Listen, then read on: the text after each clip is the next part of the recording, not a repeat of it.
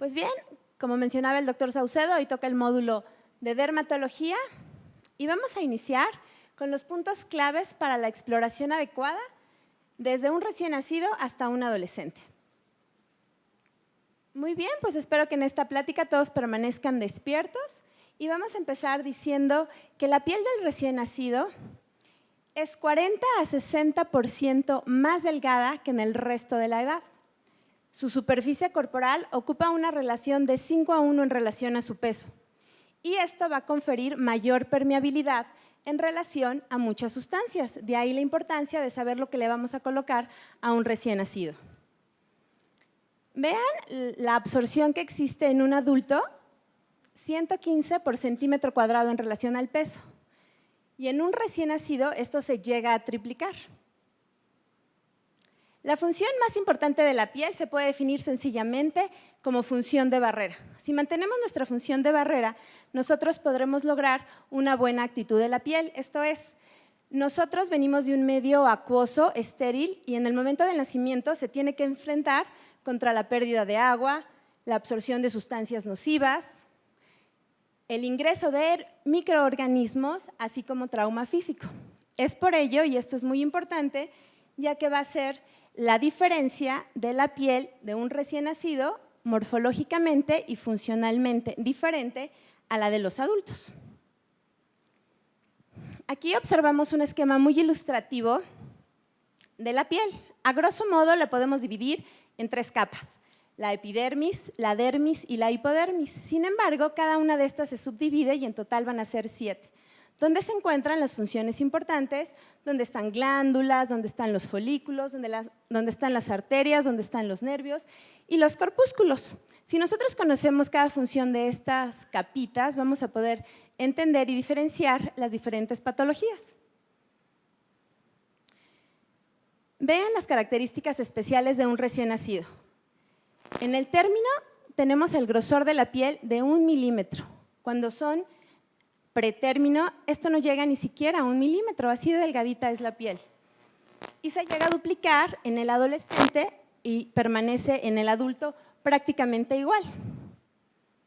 El diámetro del epidermis, igual en un recién nacido pretérmino va a ser de 20 micras y en uno de término se llega a duplicar. El estrato córneo y las capitas van a ir incrementando conforme pasa la edad. Y la unión dermopidérmica, esto es justamente en la separación de la epidermis con la dermis, va a estar aplanada cuando es recién nacido pretérmino o de término y poco a poco va a estar formándose estas crestas profundas que van a dar la característica específica de cada tipo de piel, que justamente cuando existen algunas patologías, como lo vamos a ver más adelante, es justamente aquí donde se lleva a cabo una alteración. Y bueno, tanto las glándulas sudoríparas como las fibras elásticas van a estar inmaduras y con el tiempo van a estar maduras y se van a hacer activas. La pérdida transepidérmica de agua que observamos en el recién nacido es muy importante, ya que cuando hablamos de prematurez, esta pérdida es mucho mayor, lo que nos puede permitir llegar a casos de hipernatremia, de poliglobulia o de hipotermia, incluyendo la muerte. En término, en pacientes recién nacidos de término, no va a existir esta alteración. Sin embargo, en los de posttérmino van a disminuir hacia la segunda semana de vida, es igual a la de los adultos. Pero la pérdida de agua transepidérmica prácticamente se disminuye. También es muy importante a todos los recién nacidos no solo revisarles toda la capita de la piel, sino revisar todas las uñitas, tanto de dedos como de manos, así como su cabello y sus pestañas. Ya que nuestra finalidad es mantener a todos los niños de esta manera, vamos a empezar diciendo que las primeras 4 semanas de vida son muy importantes. Afectan mucho a los papás, sobre todo a aquellos primerizos. Sin embargo, la gran mayoría de estas patologías que vamos a ver son transicionales. Con o sin ayuda del médico esto va a mejorar. Va a depender mucho de qué etapa gestacional estamos hablando y como veremos ahorita, cuando tenemos 37 a 40 semanas de gestación, nosotros buscamos observar una piel rosada, que sea tersa, suave, aterciopelada.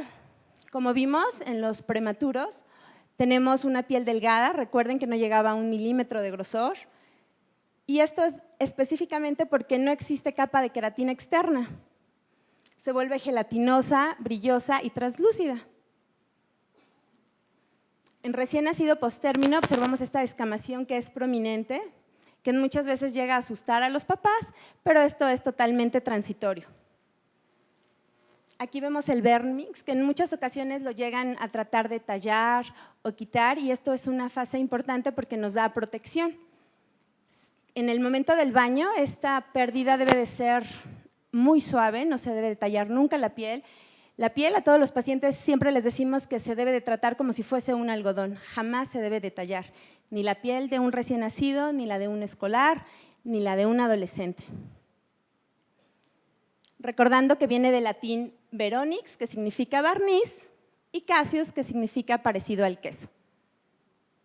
Es esta cubierta blanca oleosa que en algunos momentos puede llegar a ser café o amarilla, en el caso de hablar de meconio, y como lo vemos es esta capita de grasa totalmente compuesta de lípidos. Aquí observamos recién nacidos de término que también presentan esta descamación fina, sin embargo, es muy difusa y es muy pequeñita, la observamos entre el segundo y tercer día de vida. Vean cómo esta escamita, esta separación del estrato córneo en bloque es muy fina.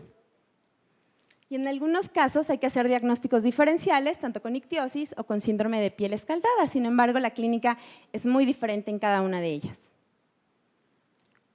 Esto lo llegan a confundir en muchas ocasiones con diferentes alteraciones y es muy sencillo. Vean aquí cómo se encuentran estas pequeñas papulitas milimétricas que son aperladas o del color de la piel. Las encontramos justamente en la región frontal, en la región nasal o incluso en las mejillas. Y se le conoce como milia. Pueden ser de color blanco, aperlado, como les comentaba, y algo muy importante es que la gran mayoría de recién nacidos los presenta, pues está publicado que hasta un 40 o 50% llegan a tener esta milia o también conocido como milium. Hay dos casos publicados, es muy raro, pero lo podemos encontrar en prepucio o en la areola mamaria. Y si tomamos una biopsia de estas lesiones, lo único que observaríamos sería esta cavidad con detritos de queratina. Algo que también debemos de revisar a los recién nacidos es la mucosa oral, y esto para determinar si tenemos perlas de Epstein o nódulos de Von, los cuales se van a encontrar en la unión del paladar blando con el paladar duro. No sé si los alcanzan a ver, estas pequeñas perlitas blanquitas, justo donde termina el paladar blando con el duro, se observan pequeñitas. Ahora, ¿cuál es el tratamiento para las dos? Pues como les decía, las dos van a resolver de manera espontánea. Generalmente la milia va a resolver en el transcurso de los primeros 30 días de vida y las perlas de Epstein pueden tardar unos meses más, entre 3 o 4 meses.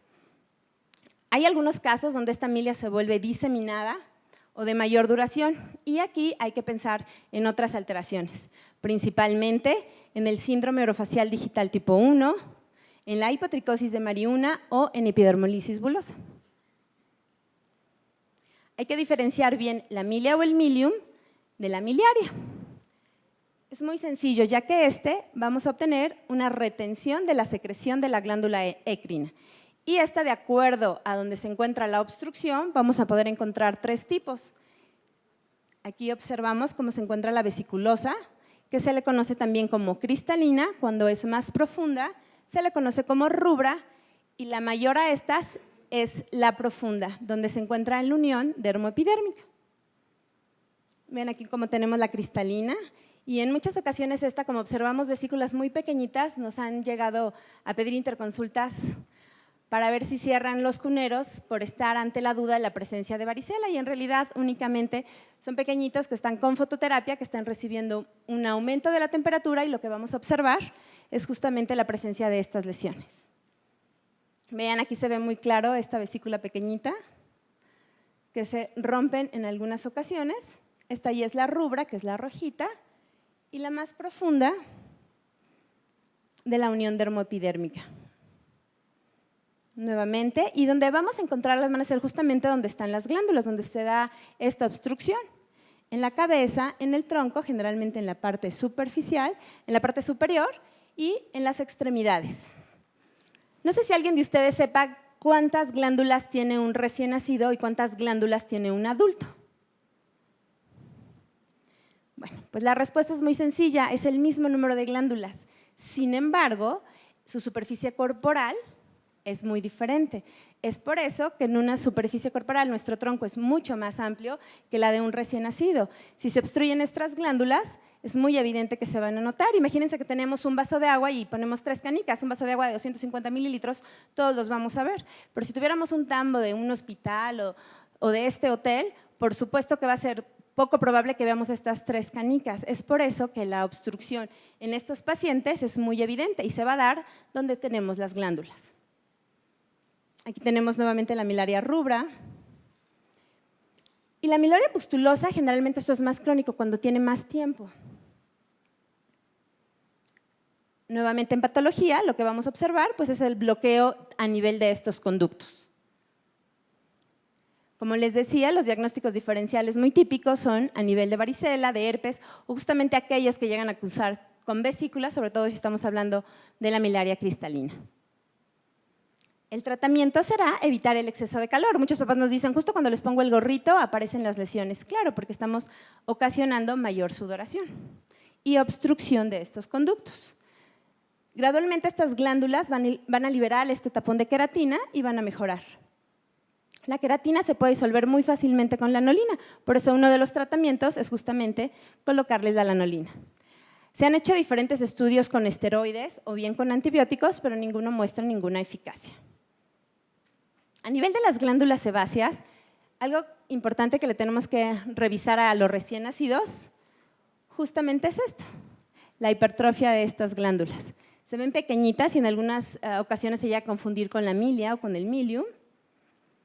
La dermatitis seborreica, conocida como una enfermedad crónica, recurrente, inflamatoria de la piel, y va a afectar específicamente las glándulas sebáceas. Por eso que la vamos a encontrar en los pliegues nasolabiales, en pabellones auriculares, como en esta imagen, en cejas, en piel cabelluda o en el tronco anterior y posterior. La costra de leche, que se da a cabo justo en los primeros 3 meses de vida, es autolimitada y la gran mayoría va a resolver en el primer año de vida. Aquí hay una relación muy importante, estrecha, con las hormonas transplacentarias. Por eso es que es elevado durante el primer año de vida. Tenemos algunos casos de pacientes que los primeros meses esta costra se incrementa y los papás tratan de quitársela, evidentemente pensando que así lo van a resolver, pero lo único que hacen es incrementar más la cantidad de estas lesiones. Aquí tenemos una en la parte superior de las cejas, vean cómo se encuentran todas estas capas, que ya son en bloque mucho más gruesa y que generalmente llega a abarcar tanto la parte anterior como posterior de la región occipital. Y bueno, aquí vemos como a nivel del párpado en la región retroauricular es muy fácil encontrarla, por eso cuando revisamos estas áreas es muy fácil llegar a tener un diagnóstico y ahorita les voy a comentar el tratamiento que es realmente muy sencillo. Sin embargo, algo que deben de recordar es que si estamos observando esta dermatosis seborreica que se puede llegar a volver generalizada, que tenemos la presencia de diarrea más una alteración en la falla de crecimiento, falla de Medro, hay que pensar siempre en valorar una inmunodeficiencia. Y bueno, como le decía, el tratamiento es muy importante y esto es algo que siempre me enseñaron mis maestros, es explicarle a los papás, tardarse con ellos a lo mejor 15 minutos más en la consulta, pero esto nos va a ayudar mucho a tener una buena respuesta. La etiología exacta de estas patologías se desconoce, sin embargo, sabemos específicamente cómo tratarlas. La gran mayoría, como les decía, esta costra o este sebo que se produce a este nivel, lo que necesitamos nosotros es lubricarlo para poder desprenderlo. Muchos casos llegan con los papás donde han sido tratados con shampoos comerciales como Head and Shoulders o estos que anuncian en la tele y evidentemente no tienen una buena respuesta, puesto que un recién nacido no se trata como un adolescente o como un adulto. ¿Cómo vamos a poder desprender esta escamita? Tan sencillo como aceite de almendras dulces, se le coloca 4 horas antes del baño y en el baño se va a utilizar shampoos libres de fragancia, libres de alcohol, recordando que todo esto va a contener aromas que son los que las mamás siempre les gustan para sus bebés y esto tiene más alcohol, ya que todo lo que huela bonito trae fragancia, la fragancia trae alcohol y si le ponen un shampoo de estos a estos pequeños, pues esta escamita se va a volver mucho más rígida y va a ser más difícil de desprender. Ahora bien, continuando con esto, en el acné neonatal es muy similar al acné vulgar del adolescente. Vamos a encontrar lesiones, aquí ven unas lesiones pequeñitas que se llaman comedones, también podemos encontrar pústulas, pápulas inflamatorias o quistes. Hay algunos casos con cicatrices, pero en realidad esto es excepcional. Y no es tanto por la mamá, sino por la tía o la abuelita que la cuide y que le ve alguna lesión, se la trata de quitar. Otra vez recuerden, la piel se trata como si fuese un algodón, hay que cuidarlo como tal, jamás hay que lastimar la piel. Si le llegan a quitar una lesión de estas, por supuesto que van a dejar una cicatriz. La gran mayoría de estas se limita a cara y se va a presentar más en el 20% en los lactantes. Vean cómo aquí se encuentra claramente un comedón y es muy sencillo tratarlos, ¿no? Hay unas diferencias claras entre acné neonatal y acné infantil y esto es justamente en el inicio, el tipo de lesiones y el tipo de curso que van a tener. Evidentemente en el neonatal van a ser las primeras semanas de vida, entre las 2 o 3, y en el acné infantil van a empezar entre los 3 a 6 meses.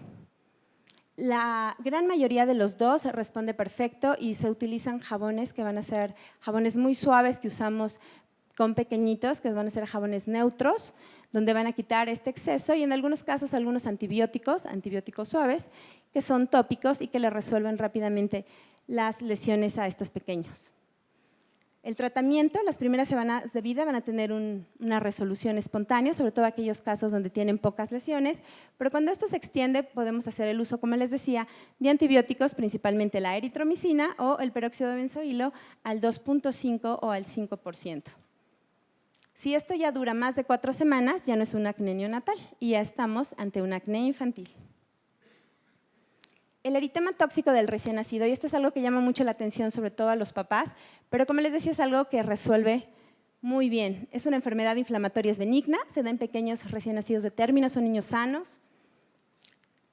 Es muy rara en el prematuro, aunque hay pocos casos reportados, y lo que vamos a ver es que inicia en el primer o tercer día de vida. La primera semana ya empieza con estas lesiones, son pápulas milimétricas que evolucionan a pústulas, pero tienen un halo eritematoso. Y en algunas ocasiones se agrupan en halos más grandes.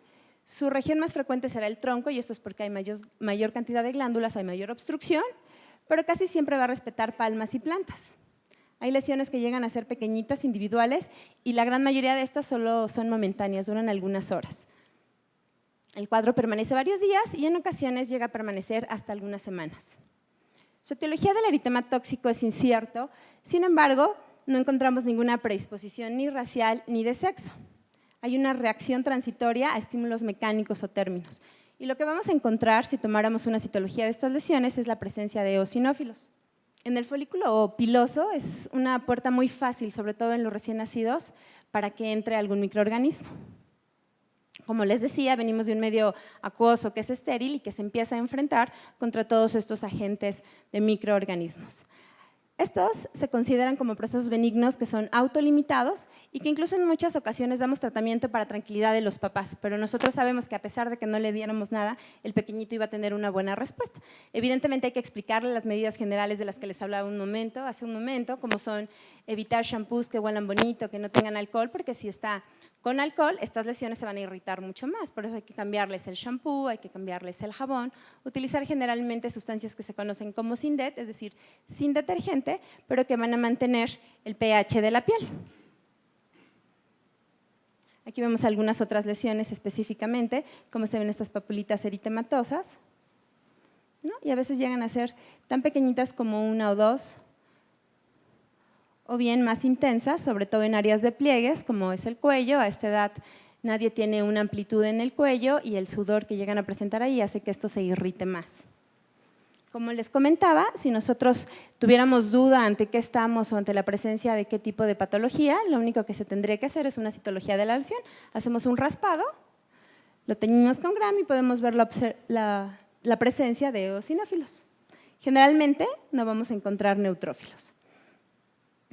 Como les decía, no requiere ningún tratamiento, este es asintomático y va a desaparecer en forma espontánea. Evidentemente, con las medidas generales vamos a lograr una respuesta mucho más rápida. Existe otro tipo de patología que también revisamos en los recién nacidos, que es la melanosis pustulosa neonatal transitoria. Esta se presenta en el 5% de los recién nacidos de raza negra, pero hasta en 1% de los de raza blanca. Y vean cómo es similar o parecida al eritema tóxico, sin embargo aquí van a haber pequeñas pústulas que se vuelven a hacer vesículas, aquí estas ya están rotas, aquí están las pústulas muy claras, se rompen con mucha facilidad, pero van a dejar un collarete con una escama muy fina y las máculas que se vuelven hiperpigmentadas. Igual aquí, si nosotros tuviéramos duda, podríamos tomar nuevamente una citología de esta lesión y aquí no vamos a encontrar neutrófilos. Las pústulas pueden durar hasta 48 horas, pero ven cómo quedan, como si estuvieran todos manchaditos. Y estas manchitas o estas lesiones que quedan postinflamatorias generalmente pueden llegar a durar hasta algunos meses. Aquí lo que vamos a encontrar son neutrófilos, a diferencia del eritema tóxico que encontramos eosinófilos. No requiere tratamiento, pero tenemos un pronóstico excelente para los dos. Y evidentemente hay que explicarle a los papás nuevamente las medidas generales. Tenemos las ampollas por succión, que esto es algo que se ve incluso en los ultrasonidos, donde el bebé se está chupando la manita y en cada ultrasonido se ve lo mismo. Muy probable lo que vamos a ver es justamente esto. Generalmente la topografía más frecuente son antebrazos, manos o muñecas, justo donde han estado llevando a cabo esta succión del dedito. Son ampollas flácidas, pueden llegar a medir desde 5, pero hemos visto unas más grandes de 10 a 15 milímetros. Y también resuelven en días o semanas. La corpustulosis de la infancia, nuevamente vean cómo se encuentran estas papulitas milimétricas en el dorso del pie, en la planta del pie. Y aquí lo que vemos es una hipersensibilidad a algún tipo de infección o alguna infestación. La topografía es en manos y pies, aunque también los podemos ver en palmas y plantas. Y el diagnóstico diferencial principalmente se hace con escabiasis porque el tipo de lesión es muy similar. Hay algunos pequeñitos que refieren irritabilidad, la mamá refiere como que se talla mucho las piernitas, en esos casos se manejan antihistamínicos. Y bueno, aquí vemos las lesiones nuevamente, cómo se pueden llegar a romper. La foliculitis pustular eosinofílica de la infancia se puede dar también desde el nacimiento a las primeras semanas de vida. Hay mucho prurito, hay mucha irritabilidad, pequeñitos del nacimiento que las mamás dicen, doctor, es que yo le pongo un mameluco que lo cubre y puede llegar a amanecer incluso con gotitas de sangre, de tanto que se están friccionando por la comezón tan importante que se ven. Hay pústulas, pueden llegar a ser costras como aquí, y estas costras es por la fricción que ellos están haciendo. Como les comentaba, el prurito en este tipo de patología es muy importante. Y en algunos casos el diagnóstico diferencial se hace con las piodermias. Vean cómo podemos llegar a encontrar, cómo se puede llegar a diseminar. Y bueno, en estos casos podemos llegar a utilizar esteroides de mediana o de baja potencia, depende cómo se encuentre la clínica en ese momento. Y bueno, en algunos casos podemos dar antihistamínicos o en casos más severos, esteroides incluso sistémicos. Y aquí vemos, bueno, las principales causas de esto que pueden llegar a ser desde infecciosas, bacterianas, virales, fúngicas o algunas espiroquetas, ¿no? Hay unas consecuencias de la inmadurez vascular que también observamos y debemos de revisar en los recién nacidos, como es este cambio a nivel vasomotor importante. Se puede dar desde el nacimiento y es justamente más frecuente en los recién nacidos pretérmino, porque todavía no logran tener esta madurez. Vean cómo observamos esto como si fuese un encaje muy fino.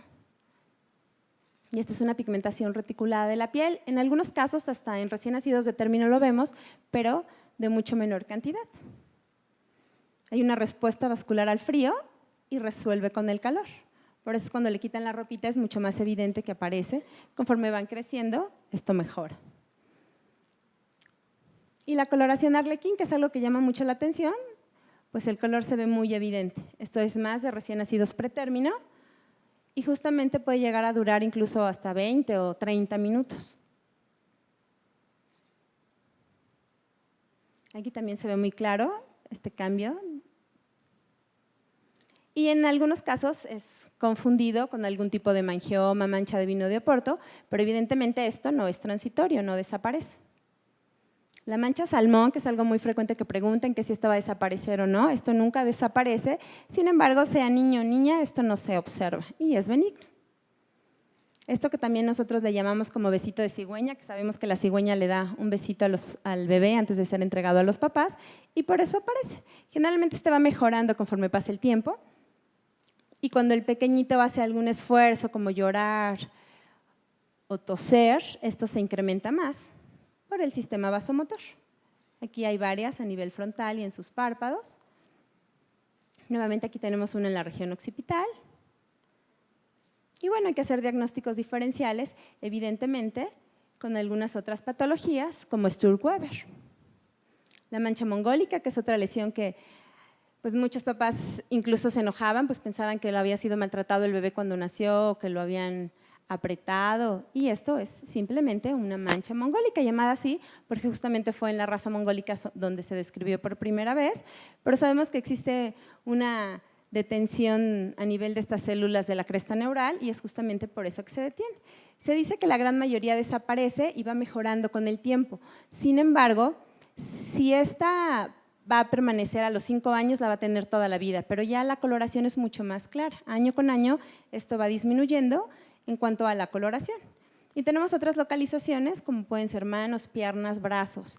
Sin embargo, cuando no se encuentra en la región lumbar, hay que hacer otros diagnósticos diferenciales, principalmente con facomatosis pigmentovascular, sobre todo si está asociada a una lesión eritematosa, principalmente a algún tipo de mangioma. Aquí vemos cómo puede abarcar gran parte de lesiones extensoras de la pierna. Y como les decía, es muy importante también revisar uñas y pelo, el vellito corporal, que llegan a asustarse los papás porque el pequeñito nace de esta manera, pero sabemos que esto es algo transitorio. El anugo, que es más evidente en los prematuros y que va disminuyendo conforme los pequeñitos van creciendo. Todos los pequeñitos cursan con un efluvio telógeno y por eso es que muchos de ellos nacen como changuitos, les dicen los papás, pero esto es algo transitorio. Algo que vemos, la alopecia occipital transitoria, esto también se favorece por el roce con la cama. Y vean, aquí tenemos como alguna longitud de las uñitas, nos puede indicar la edad gestacional, ya que esto mientras más largas sean, pues es de mayor edad gestacional. Y pueden llegar a tener algún tipo de pseudo-onicocriptosis y esto es justamente porque cubren el borde. Nos ha tocado ver casos de mamás que les quitan toda la uñita y evidentemente esto no se debe de hacer. Hay tratamientos que solo son tópicos y con esto mejoran muy bien los pequeñitos. ¿Ven cómo pueden llegar a nacer? ¿No? Y esto se trata generalmente con algún tipo de queratolítico o antibiótico tópico si es necesario, pero mejoran de una manera adecuada, ¿no? Las uñas en los recién nacidos crecen muy rápido y llegan a ser muy filosas. Se dice que en el primer año de vida es cuando más crecen y cuando más son filosas. En el tejido graso tenemos la necrosis nodular grasa, cuando llegamos a encontrar esto, también son en recién nacidos de término y pues generalmente lo vemos en aquellos pacientes que han tenido un parto prolongado sus mamás, de difícil manejo y van a cruzar con hipoxia o con alguna alteración como hipotermia y empiezan a tener este tipo de lesiones. Generalmente se ve en la porción superior del tórax, en glúteos, en brazos o en algunas prominencias óseas. Son nódulos subcutáneos, son muy palpables, ven cómo se pueden observar, ¿no? Y bueno, hay algunas raras asociaciones, pero se han visto con hipercalcemia o con liberación de prostaglandina E2. Vean cómo podemos llegar a tener esto. Las complicaciones pueden ser depósito principalmente a nivel de riñón o de miocardio. El principal diagnóstico diferencial de estos pequeños es con el esclerema neonatal. Cura en pocas semanas, pero en todos estos pequeñitos que hacen estas lesiones hay que vigilar los niveles de calcio. En el escolar, algo que es muy frecuente que nos visitan es por la presencia del virus del papiloma humano, ¿no? Que las mamás se angustian cuando escuchan este virus, pero les explicamos que son virus que no ocasionan algún tipo de cáncer, sobre todo por los serotipos que sabemos que se presentan en manos, ¿no? Los pueden adquirir por diferentes vías de transmisión, principalmente fomites, piel mucosa, mucosa-mucosa, mucosa-piel o bien por autoinoculación. Y de esta manera, bueno, podemos llegar a encontrar las verrugas plantares, mejor conocidas como ojos de pescado, y estos puntitos negros que son muy característicos de estas lesiones, las verrugas planas en carita. Y bueno, hay diferentes tipos de tratamiento, principalmente en niños y de acuerdo a la edad, son los retinoides que se utilizan. Empezar con retinoides de baja potencia e irlo subiendo para que esto desaparezca. También se puede utilizar el nitrógeno líquido, pero con probos muy especiales para que no les llegue a ocasionar ningún tipo de lesión. o bien con cauterización de las mismas, ¿no? El BPH en mucosas, esto ya es más de adolescentes, pero tristemente lo hemos visto, ¿no? En el cérvix, la papulosis babuenoide, y esto pues está más asociado, la eritroplasia de Queyrat, con el virus tipo 16, ¿no? Condiloma acuminata, y así encontramos uno en un pequeñito de 3 meses. Las verrugas orales, y esto es algo conocido como enfermedad de Heck, y la verdad tiene buena respuesta con nitrógeno líquido, ya que no duele y los pequeños acuden con confianza a aplicarse. En la mucosa el nitrógeno no duele y disminuye, ¿no? Y bueno, aquí tenemos algunos otros tipos de tratamiento que usamos en los pequeños, algunos nuevos que existen, y lo que tratamos es justamente buscar un tratamiento que sea indoloro, que responda rápido y que no deje cicatriz. Estas son otras lesiones que vemos y que seguramente ustedes saben ante qué estamos. Es una plática que más adelante les van a dar, pero que no quería dejar de mostrarles, ya que es algo muy típico que vamos a ver. ¿Alguien sabe ante qué estamos aquí? Ante dermatitis atópica, muy bien. Bueno, y aquí tenemos también algo muy conocido como es el acné vulgar. Vean cómo se encuentran estos comedones, y es algo que vemos mucho en los adolescentes, y es algo que recurren con frecuencia. Actualmente tenemos un grupo grande de pacientes entre 7 y 9 años que los papás acuden porque presentan este tipo de lesiones y dicen, ¿qué pasa? ¿A poco es acné? Y en realidad sí. La pregunta de los papás es ¿por qué les da acné a esta edad? Si antes era acné justamente juvenil, porque era del adolescente. La realidad es todo el cambio que hemos hecho a nivel de la alimentación. Muchos papás dicen, doctor, a mí me daban huevo cuando yo era pequeña y ahora me lo quieren dar hasta el año y en algunos casos hasta los 18 meses, dependiendo de los antecedentes alérgicos. Y bueno, la respuesta es justamente antes el pollito que comíamos venía de la granja, venía de aquel que comía el pastito, y ahorita vamos a bachoco y vamos todos los químicos que tiene. Todos estos cambios que han hecho en la alimentación ha dado cambios también en nuestro cuerpo, y es por eso justamente que encontramos ya acné justamente en la infancia. Vean cómo se puede llegar a complicar estas pápulas, estas pústulas, pueden llegar a presentar sangrados, nódulos, quistes, y esto es algo importante que debemos explicarle a los pacientes, pues a veces ellos creen que si se lavan muchas más veces la cara van a tener una mejor respuesta, y no, el lavado 2 veces al día es suficiente para mantener adecuado este tipo de lesiones. No se deben aplicar cremas ni cosméticos oleosos, porque luego con el fin de taparse estas lesiones utilizan cremas que son muy grasosas, ¿no? Ni remedios caseros, ni mascarillas, ni lo que viene en TV Notas, porque justamente eso hace que incrementen más las lesiones. Justamente les decimos todo lo que ven en la tele, duden de ello. Antes decíamos un 99%, ahora decimos un 100%. Ocasionan muchas lesiones a nivel de la piel. Y bueno, hay que tener un buen apego al tratamiento, evitar mitos y tabús, que siempre es importante referírselos a ustedes, como es que está relacionado con pobre higiene, es causado por la dieta, favorecido por estrés.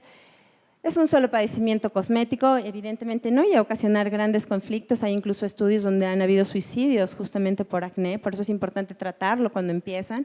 Y bueno, no debe dejarse nunca su evolución natural, hay tratamientos específicos, y lo que nosotros le decimos a los pacientes es que justamente nacieron en este siglo donde ya no solo nos ayudamos justo del gel o de la crema, sino ya existe la aparatología con todo el tipo de láser y algunos otros tratamientos que tenemos que para los pacientes pediátricos son especiales y les va muy bien en la respuesta al tratamiento, ¿no? Tenemos tratamientos especiales con queratolíticos, jabones muy suaves, en espuma, que les ayudan mucho, y que bueno, tenemos diferentes tipos de opciones de acuerdo al tipo de acné en el que estamos, y la respuesta puede llegar a ser muy buena, como lo observamos aquí. Hay que hacer diagnósticos diferenciales siempre con rosácea, ya que en muchas ocasiones han sido tratados con acné y no mejoran, y es que el diagnóstico era diferente. Hay erupciones acneiformes, y esto es bien importante porque muchos adolescentes de esta edad usan vitaminas con el fin de sentirse mejor o estar más fuertes, y todo el complejo B ocasiona lesiones de acné, entonces hay que cambiarles esas vitaminas sin complejo B y mejora, ¿no? La dermatitis perioral, que es algo muy frecuente en mujeres entre 20 y 35 años, y tiene tratamientos especiales. Diagnóstico diferencial, hay que hacerlo con acné por pomadas, con cosméticos, con vitaminas, como les mencionaba, y en algunos tipos acné ocupacional. Las complicaciones, pues es justamente todo lo que se ponen en la cara, desde impetiginización, cicatrización anormal por estarse rascando, y las manchas hipercrómicas que pueden llegar a ser residuales. Entonces es muy importante tratar desde el inicio que aparezcan 7 años, 8 años, porque si a ese paciente lo tratamos a esa edad, va a tener una respuesta muy buena y evidentemente no van a llegar a estos casos. Adecuar el tratamiento por lesión, por tipo, por extensión y por gravedad. Hay que efectuar siempre tratamientos completos y prolongados y explicar bien la posibilidad, cómo puede ir cambiando y cómo puede ir mejorando. Mínimo 2 fármacos, nunca como monoterapia.